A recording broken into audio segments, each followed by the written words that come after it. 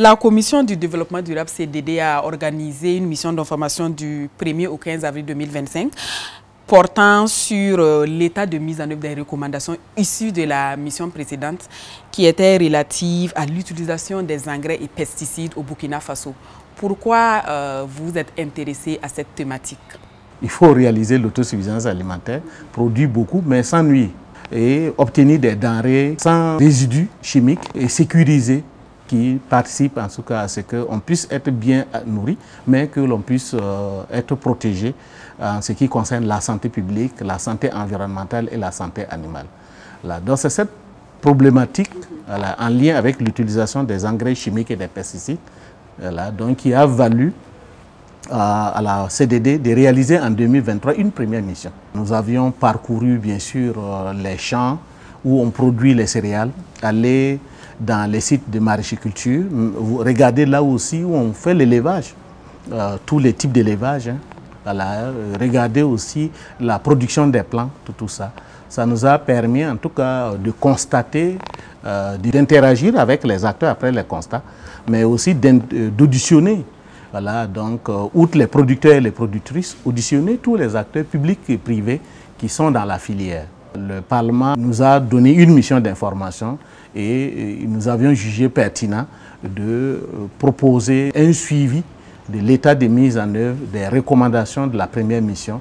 Le bureau a accepté et il a permis que nous puissions retourner sur nos pas pour pouvoir voir, durant ces 3 années, qu'est-ce qui s'est passé en termes d'amélioration, en termes d'évolution et en termes de changement.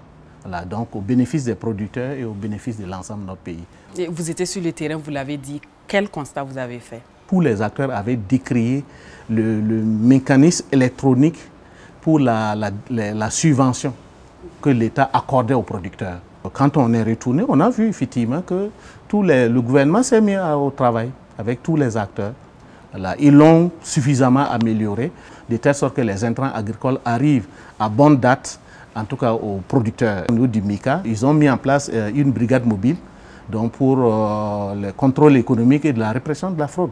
Quand il s'agit au niveau du ministère de l'économie et des finances, par exemple, il était dit de renforcer les contrôles au niveau des frontières, dont beaucoup de dispositifs ont été mis en place, par exemple.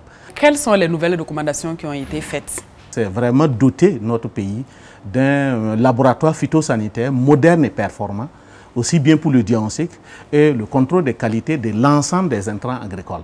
Une autre recommandation qui a été formulée était de faire en sorte qu'il y ait une évaluation et un suivi rigoureux des initiatives. Une des recommandations qui a été faite, c'était d'insérer dans les programmes d'enseignement, par exemple, tout ce qui est en lien avec l'agroécologie. Nous avions suggéré au gouvernement, en tout cas, d'établir des contrats dans le cadre du mécanisme de subvention, faire en sorte qu'entre la SONAGES et les producteurs, il y ait un contrat. Nous avions orienté le gouvernement de réaliser des infrastructures qui respectent les normes, mais aussi en quantité suffisante pour le stockage sécurisé de tout ce qui est des intrants donc, agricoles.